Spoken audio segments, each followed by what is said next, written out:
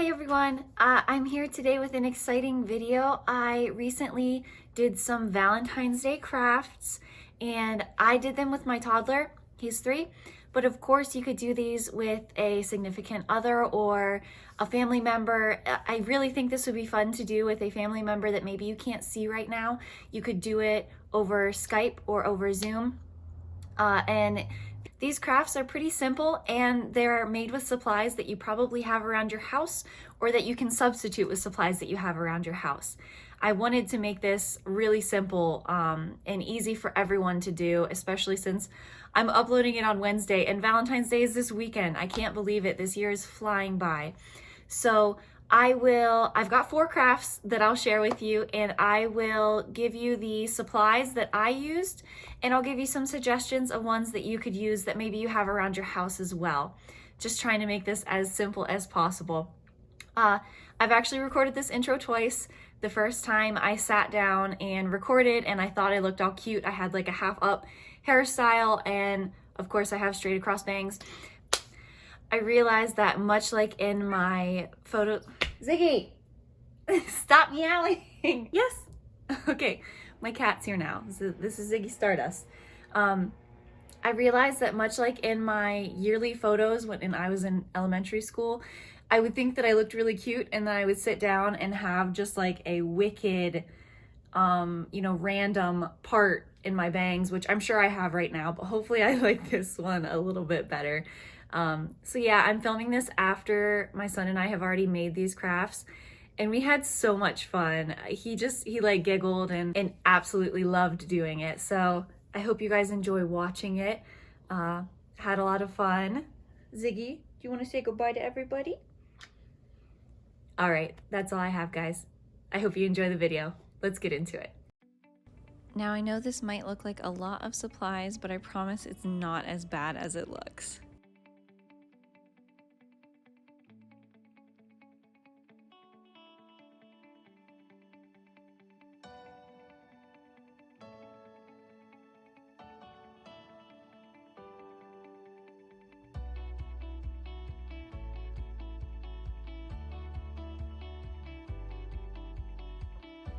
For the first craft, all that you're going to need is a piece of paper and some paint.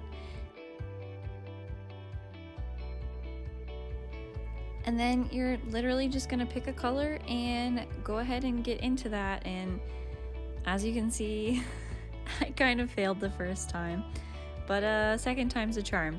You just want to make sure you have enough paint on there that you're going to leave a good mark whenever you stick your thumb down on that paper, and then just go for it. And you'll see that I spaced it out a little bit and then went in with another color and made a print in between those. Then here I'm just drawing on some legs, and then I'm gonna grab some little googly eyeballs. I have a ton of these because we use them for Oliver's preschool work a lot.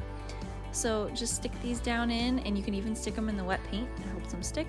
Draw on some antenna and you're good.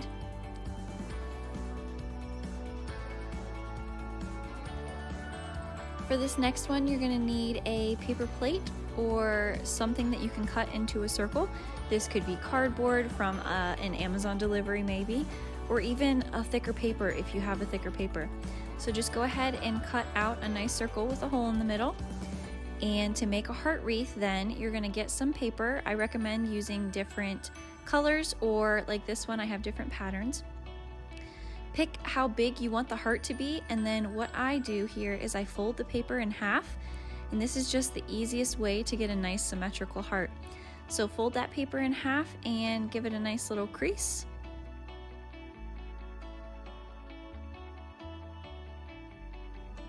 And then go ahead in with your scissors and cut out the shape of half of a heart. Of course, if you're not comfortable doing this, you can draw it first, or you can make a pattern or print off a pattern and then use that to make your heart as well.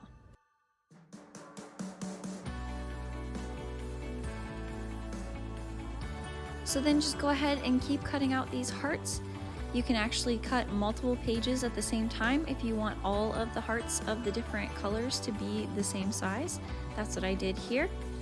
And yeah, just cut them all out, and once they're all done, then you can actually start assembling your wreath.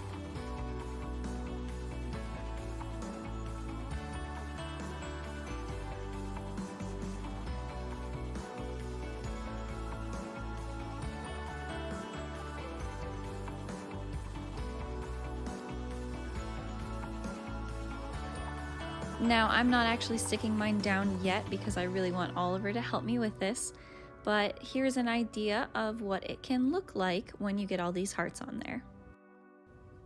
And here's a picture of the wreath that my son made with me.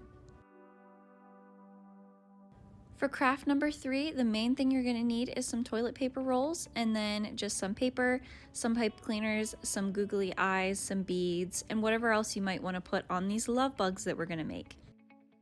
I made myself a little pattern here just because I thought it was easier. And then just a word to the wise, so I'm trying to make 2 hearts because they're going to be the wings. So I just folded a piece of paper in half and cut out the heart that I had drawn, and that is a good way, again, to make sure that you have 2 perfectly symmetrical hearts. I'm doing the same thing here with the antenna, just folding that paper in half and then cutting one out.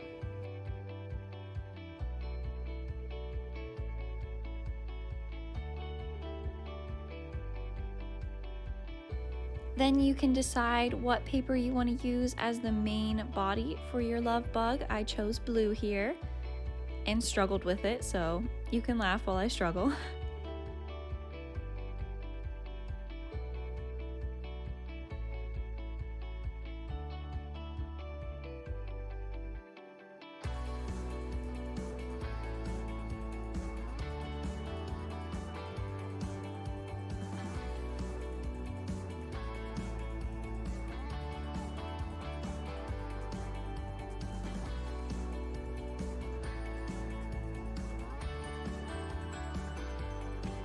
So then you can add some googly eyes on here and then use some pipe cleaner for legs and arms. And I just cut 1 pipe cleaner in half for each love bug that I made.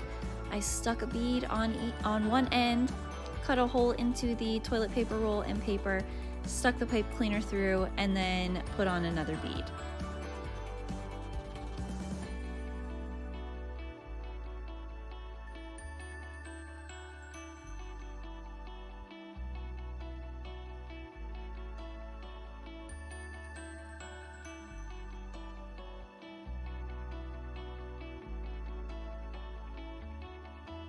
Then, of course, you can add some details by using something like glitter glue or paint, or you can even just use some different colored pieces of paper or patterned pieces of paper here to make some stripes or polka dots or whatever you want or your kid wants, or whatever. And this is my little love bug. Oliver's is still drying. For the 4th craft, this one is going to be probably the most complicated out of all of them and definitely the most time consuming. So you just need some embroidery floss, or I actually think yarn would work even better with this, and then just 2 pipe cleaners and some round thing. Honestly, doesn't matter what it is. You can use cardboard, again, from all the Amazon deliveries that hopefully I'm not the only one getting right now. Here I have a circle from an embroidery hoop. Actually, I had some extra ones upstairs and I thought it would be perfect, but you could use a styrofoam wreath, hoop, whatever you have around the house, you could definitely make work for this. And then I'm just literally willy-nilly wrapping the embroidery floss around here.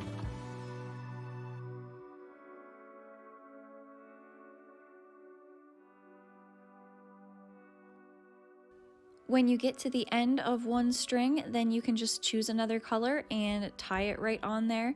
You can cut off the extra strings after you knot it if you'd like to.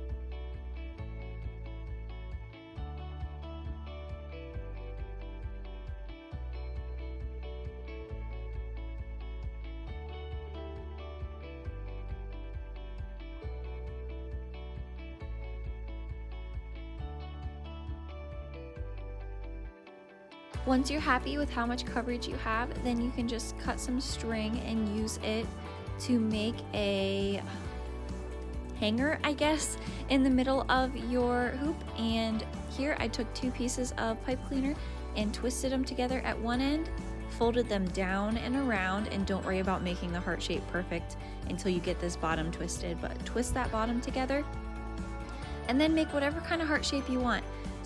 So I actually ended up pulling the top down to the bottom and twisting the 2 together. I just liked the way that this looked. And then I used some of that same embroidery floss just to tie it to that top little string that's hanging there.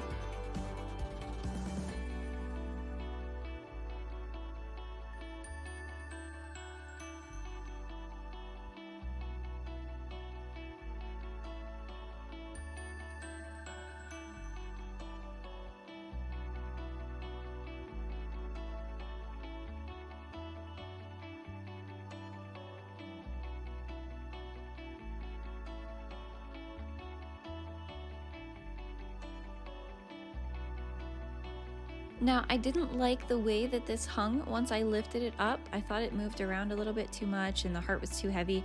So what I ended up doing was tying another string from the bottom of the heart down to the bottom of the hoop.